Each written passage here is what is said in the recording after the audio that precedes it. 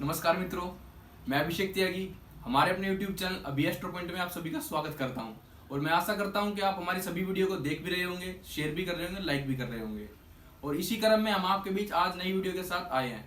और आज का हमारा विषय है कि वास्तु आपके जीवन में क्या महत्व रखता है। और उसी क्रम में सबसे पहले हम जिक्र करेंगे बेडरूम का।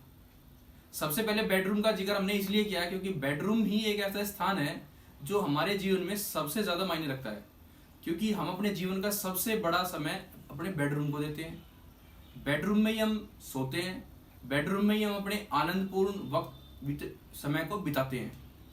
तो मैं आज जिक्र करूंगा बेडरूम में क्या होने से आपके जीवन में आर्थिक समस्या आती है, बेडरूम में क्या होने से आपके जीवन में तनावपूर्ण की स्थिति हो जाती है, किन किन चीजों के होने से आपके बेडरूम में पारिवारिक स्थिति में झगड़े जैसी समस्या पैदा होती है, उन चीजों को किस तरह निकालना है और किन किन चीजों को बेडरूम में रखना है। मैं ये सारी चीजें आपके साथ इस वीडियो के माध्यम से साझा करूंगा। कृपया वीडियो के अंत तक बने रहें। सबसे पहले मैं जिक्र करूंगा बेडरूम का घर के किस दिशा में होना चाहिए। देखिए, बेडरूम को कभी भी ईशान कोण में नहीं होना चाहिए। ईशान कोण जहाँ पे पूर्व और उत्तर का कोना मिलता हो वह ईशान कोण कहलाता है। यह देवी देवताओं का स्थान है। अगर किसी व्यक्ति का इस कोने में या इस दिशा में आपका बेडरूम है तो देखिए ऐसे पारिवारिक जीवन में आर्थिक स्थिति या सम्मान की हानि जैसी स्थिति आपको देखने को मिलेगी। दूसरा, आग्नेय कोण। आग्नेय कोण में जिस भी व्यक्ति का बेडरूम होता है उनके जीवन में झगड़े जैसी स्थिति, तनाव, सिर दर्द, शरीर में थकान जैसी नौबतें आपको देखने को मिलेंगी। आग्नेय कोण जहां पर पूर्व और दक्षिण का कोना मिलता है वह आग्नेय कोण कहलाता है। ब्रह्म स्थान यानी घर के बीचों बीच केंद्र स्थान, अगर इस स्थान में किसी भी व्यक्ति का बेडरूम होगा तो वह देखना वह भी काफी समस्याओं से जूझ रहा होगा। इनके अलावा जो भी दिशाएं आप उनमें अपना बेडरूम बना सकते हैं।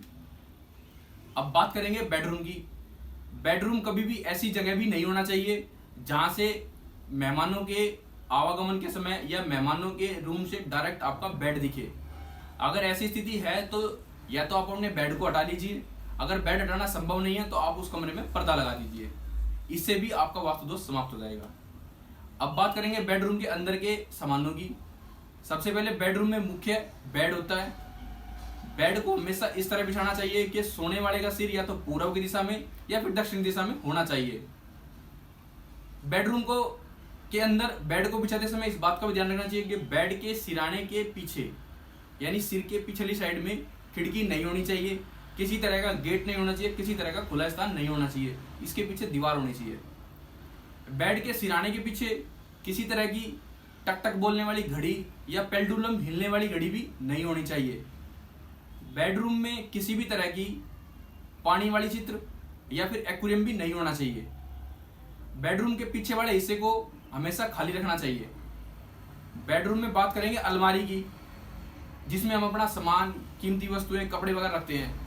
तो ऐसी अलमारियों को या तो हमें नेत्रश्य कोण में रखना चाहिए या फिर हमें दक्षिण दिशा की तरफ रखना चाहिए या फिर पश्चिम दिशा की तरफ रखना चाहिए।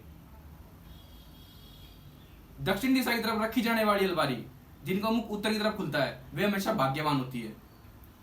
बेडरूम का नेत्रश्य कोण यानी जहां पर दक्षिण और पश्चिम का हिस्सा मिलता है, इस कोने को भी कभी खाली नहीं रखना चाहिए। इसमें कुछ ना कुछ बेड या सेटी या फिर सोफा या फिर अलमारी वगैरह लगा देनी चाहिए।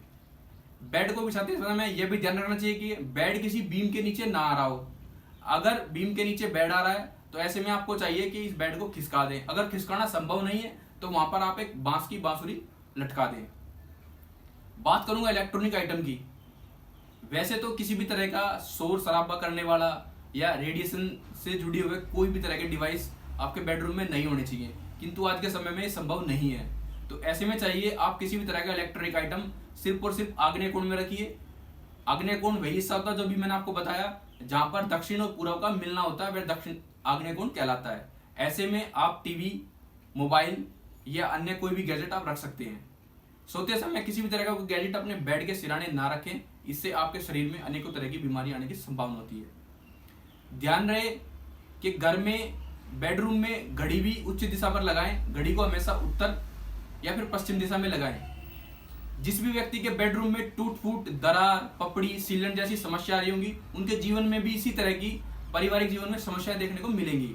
ऐसे में चाहिए कि उसको तुरंत रिपेयर कराया जाए। देखिए, बेडरूम का साफ सुथरा, सुंदर और खुशबूदार होना आदमी के जीवन में उतनी ही खुशियां भरता है और उनके प्यार में उतनी ही मनमोहक खुशबू लाता है। बेडरूम में शीशे का भी उपयोग नहीं करना चाहिए, किंतु आज के चलन में बेडरूम में ही शीशा लगा दिया जाता है। तो ऐसे में चाहिए बेडरूम में शीशा उचित दिशा में लगाएं। शीशे को ऐसी भी जगह ना लगाएं कि बेड पे सोते समय उसमें शरीर का कोई हिस्सा दिखे। अगर यह सब संभव नहीं है तो उस पर एक पर्दा लगा दिया जाए, जिससे सोते समय उसमें कोई शरीर का अंग ना दिखे। बेडरूम में बाहर पहने जाने वाले जूते चप्पल बिल्कुल भी ना लाएं, इससे नकारात्मक ऊर्जा आपके बेडरूम में अंदर आती है। ऐसे में आपको चाहिए कि बेडरूम के बाहर इस तरह की कोई व्यवस्था की जाए जिससे अब बाहर आने वाला व्यक्ति जूते चप्पल उसमें निकाल सके। बेडरूम में बैठकर किसी भी दंपति को या वैवाहिक जोड़े को खाना नहीं खाना चाहिए। खाना खाने की उचित जगह पर ही खाना खाना चाहिए। और कुछ दंपति तो हमने देखे हैं कि बेडरूम में ही खाना खाते हैं और बेड के नीचे उन बर्तनों को सरका देते हैं। ऐसा बिल्कुल भी नहीं करना चाहिए। ऐसे दंपति जीवन में आप देखेंगे कि धन की कमी, सुख की कमी, वाहन की कमी, हर तरह की कमी उन्हें देखने को मिलती है। बेड के नीचे कभी भी गंदा नहीं होना चाहिए, उसकी साप्ताहिक सफाई करते रहना चाहिए। बेडरूम में बेड के नीचे किसी भी तरह की नुकीली वस्तु, धारदार वस्तु, किसी भी तरह का ठोस सामान नहीं रखना चाहिए। जिस भी व्यक्ति के बेड के नीचे इस तरह की चीजें मिलेंगी, आप देखेंगे अमूमन किसी न किसी तरह की बीमारी से ग्रस्त होगा।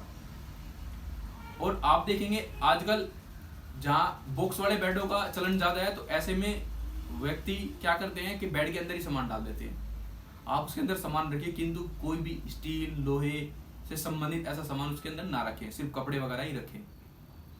बेडरूम में किस तरह के चित्रों को लगाया जाए? बेडरूम में कभी भी भगवान के चित्र नहीं होने चाहिए। बेडरूम में कभी भी मंदिर नहीं होना चाहिए।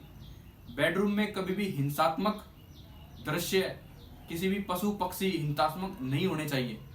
ऐसे में आपको चाहिए कि बेडरूम में आप सुंदर सी राधा कृष्ण की तस्वीर लाएं, वो लाल कलर के फ्रेम में हो, उसमें राधा कृष्ण एक दूसरे को मनमोहक रूप से देख रहे हो।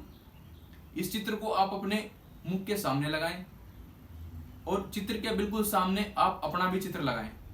आप पाएंगे आपके जीवन में आ रही किसी भी तरह की बाधा, वाद विवाद या पति पत्नी में अनबन इस चित्र को लगाते ही अद्भुत रूप से खत्म हो जाएंगी। इस चित्र को लाते समय किन किन बातों का ध्यान रखना है? इस चित्र को लाते समय हमको ध्यान रखना है कि इस चित्र में किसी भी तरह की राधा कृष्ण के अलावा गोपियां ना हो, किसी भी तरह के लोग ना हो, कोई हिंसात्मक पशु पक्षी भी ना हो। अनेकों चित्रों में राधा कृष्ण की में आपने देखा होगा मोर भी होता होगा, तो आपको इस चित्र को भी अवॉइड करना है, क्योंकि मोर ही एकमात्र जीव है इस सृष्टि में जो शारीरिक सुख नहीं भोगता है। ऐसा माना जाता है कि जो भी व्यक्ति अपने बेडरूम में मोर जैसी चीजें लगाता है, उनके पारिवारिक जीवन में शारीरिक सुख की कमी देखने को मिलती है। तो आप ऐसे में चाहिए सिर्फ पेंटिंग में राधा कृष्ण हो, वो एक दूसरे को मनमोहक रूप से देख रहे हो। फिर देखिए यह अद्भुत चमत्कार आपके जीवन में कितनी कितनी खुशियां लाएगा। बेडरूम में उचित रंगों का प्रयोग करें, ज्यादा ठोस रंग ना हो, हल्के सुंदर अपनी पसंद के रंग हो। बेडरूम हमेशा खुशबूदार होना चाहिए। बेडरूम हमारे जीवन का इतना मुख्य भाग है, इसके वास्तु दोष को आप खत्म कर सकते हैं। वीडियो से जुड़ी हुई कोई भी समस्या या किसी समाधान के लिए आप हमें डायरेक्ट फोन या मैसेज कर सकते हैं। जिसको हमारी वीडियो समझ में नहीं आई है वो हमें कमेंट बॉक्स में कमेंट कर सकता है। धन्यवाद।